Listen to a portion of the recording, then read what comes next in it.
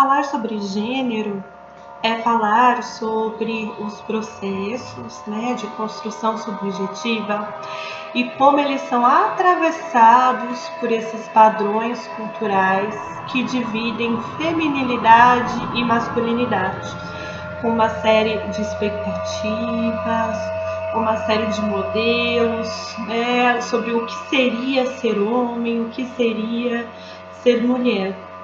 E esses padrões do que é a masculinidade e o que é a feminilidade, eles influenciam a saúde psíquica como um todo. Um exemplo é a expressão de emoções, o aprendizado sobre as emoções, o aprendizado sobre o que sentimos e sobre como expressamos o que sentimos é muito atravessado pelos padrões de gênero. A gente percebe, por exemplo, na própria busca por atendimentos clínicos. É mais comum que a maior parte das pessoas que buscam atendimentos clínicos sejam mulheres, porque existe na socialização de meninas e mulheres um incentivo maior para que elas falem de suas emoções, para que elas coloquem suas emoções em palavras. Então, as mulheres, elas são socializadas num sentido de um maior incentivo à sensibilidade, especialmente a sentimentos como tristeza, mágoa, desânimo, sentimentos considerados, como que eu posso dizer, mais passivos. O que eu quero dizer com isso? Que nos homens não é que não haja aprendizado sobre emoções, mas existe nessa padronização, nessa divisão, essa questão das mulheres num lugar de passividade, de renúncia, de busca por agradar, de não entrar em conflito nas relações, enquanto nos homens esse modelo de ser ativo acaba fazendo com que várias emoções não seja favorecido expressar, como naquela famosa frase, homens não choram. E aí, ao invés de expressar a tristeza, a decepção, a mágoa, há como que um incentivo em relação à masculinidade na expressão da agressividade, da raiva, de agir de forma rude. E isso não quer dizer nem que mulheres se magoem mais, nem que homens tenham mais raiva, nem que mulheres sejam mais passivas, nem que homens sejam mais agressivos, mas sim que é como se nós estivéssemos aprendendo línguas diferentes, idiomas diferentes para expressar essas emoções. Então a gente percebe no percurso clínico como para as mulheres pode ser um processo mais longo de reconhecer os momentos em que elas se irritaram, que elas tiveram raiva e que elas converteram essa raiva em alguma outra posição queixosa de mágoa e remorso.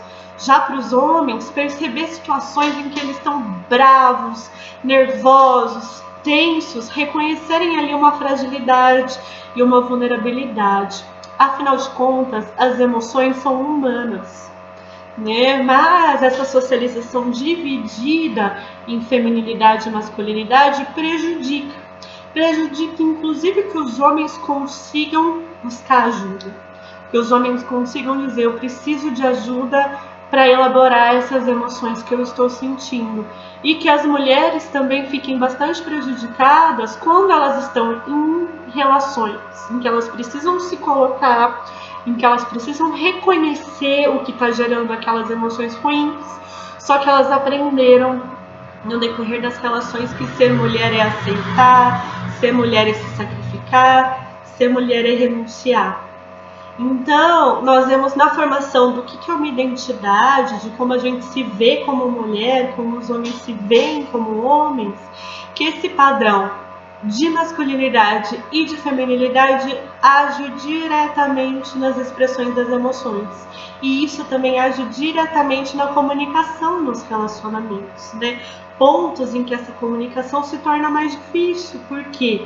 Porque houve todo um processo ao longo da vida que não é só na família, também na escola, nos meios de comunicação, nos padrões sociais como um todo, de que emoções eu aprendo a expressar, que emoções eu aprendo a esconder. Em relação à sexualidade, isso também existe. O aprendizado dos homens em relação aos seus desejos e prazeres sexuais é muito focado no modelo de virilidade, como se o homem fosse aquele que tem desejo a todo tempo, focado no genital, focado na ereção, focado na ejaculação.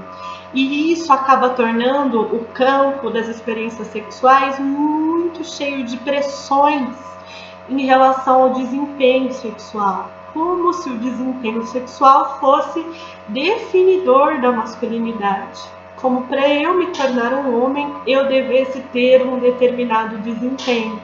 E como a gente viu nos vídeos anteriores, algumas das dificuldades nas respostas sexuais, fisiológicas inclusive, estão relacionadas com ansiedades, inseguranças, com as emoções não elaboradas. Então, se eu aprendo sobre sexualidade com um peso tão grande de que o meu desempenho vai dizer sobre a minha masculinidade, é mais do que esperado que seja um campo de ansiedades e inseguranças. Em relação às mulheres, os padrões estéticos também têm atravessado muito a sensação de que não será desejada, a sensação de que não será atraente, e um aprendizado sobre a sexualidade muito vinculado ao agradar. Ao invés de eu reconhecer os meus desejos, eu penso como ser desejado. E também muito atrelado aos ideais românticos, né? A questão de como agradar, de como ser amada, a questão da realização amorosa. Tudo isso interfere na experiência de saúde sexual e na experiência de saúde psíquica. Mais uma vez, são ideais, colocando como as pessoas deveriam ser, que restringem as possibilidades da experiência. O primeiro passo na clínica, então, é abrir espaço para que essas emoções possam ser expressas. Abrir espaço para uma outra relação com essas emoções. Abrir espaço para que as experiências do que é ser e tornar-se mulher, ser e tornar-se homem, desejar e viver a sexualidade, possam ser reconhecidas nos múltiplos aspectos e não a partir de modelos tão restritivos, tão engessantes, que geram sofrimento. Um livro que eu gosto muito, que eu tenho para sugerir para vocês, é esse aqui. Ele chama Saúde Mental, Gênero e Dispositivos, Cultura e Processos de Subjetivação, de uma psicóloga de Brasília, que chama Valesca Zanello. E embora o vídeo seja breve, o gênero na clínica é algo que vai acompanhar a nossa escuta de muitos e muitos assuntos. E esse é um livro que ajuda a gente a pensar nos muitos aspectos da saúde mental na relação com o gênero.